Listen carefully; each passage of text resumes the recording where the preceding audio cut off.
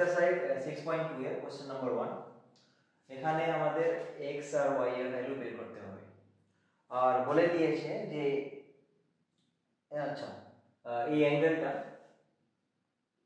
50 degree বলে দিয়েছে আর এই অ্যাঙ্গেলটা 130 ডিগ্রি বলে দিয়েছে।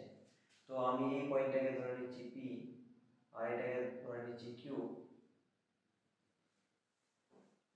এটাকে r ধরে নিচ্ছি, এটাকে s ধরে নিচ্ছি।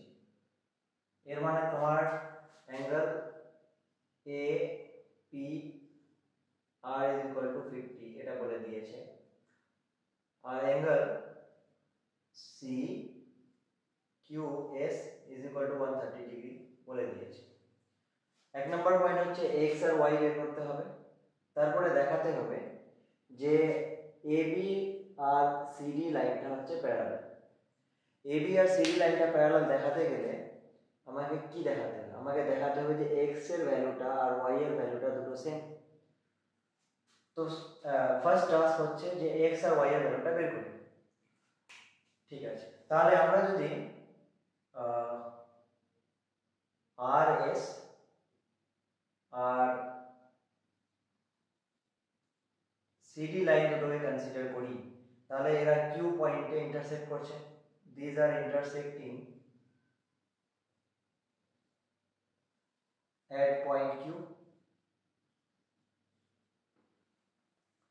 এই যে q পয়েন্টে ইন্টারসেক্ট করছে আর q পয়েন্টে যেহেতু ইন্টারসেক্ট করছে তাহলে এখানে এই অ্যাঙ্গেলটা মানে SQC টা আর DQP টা এটা ভার্টিক্যালি অপোজিট অ্যাঙ্গেলস হচ্ছে আর ভার্টিক্যালি অপোজিট অ্যাঙ্গেলগুলো ইকুয়াল হয় আমরা জানি। देयरफॉर y এর ভ্যালুটা কত হচ্ছে? y এর ভ্যালুটা হবে অ্যাঙ্গেল SQC এর সাথে সমান and which is equal to 130 degree. So y equal to 130 degree হবে। It means y is equal to 130 degree. এবার x কত হবে? তাহলে x টা এইভাবে বের করা যাবে যে এই অ্যাঙ্গেলটা আর x টা এই দুটো মিলে একটা স্ট্রেট অ্যাঙ্গেল হয়।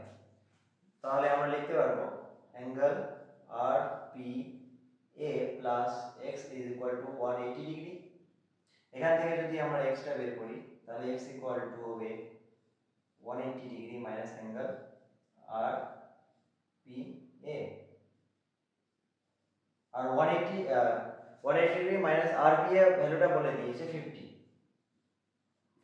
তাহলে 180 ডিগ্রি মাইনাস 50 করলে 130 হচ্ছে।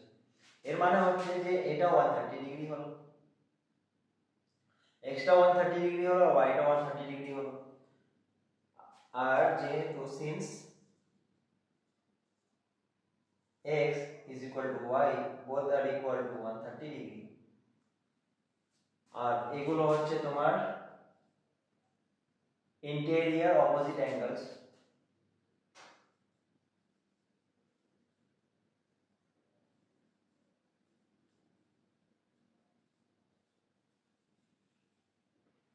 এটা কখন সম্ভব? এটা তখনই সম্ভব যদি AB টা আর CD টা প্যারালাল হয়। এর থেকে আমরা বলতে পারবো যে therefore AB is parallel to CD। এটাই দেখাতে বলছে। তাহলে x equal to y equal to 130 degree হলো আর দুটাই যেহেতু সমান হলো সুতরাং AB আর CD প্যারালাল হবে আর এটা প্রুফ করতে বলছে, hence proved।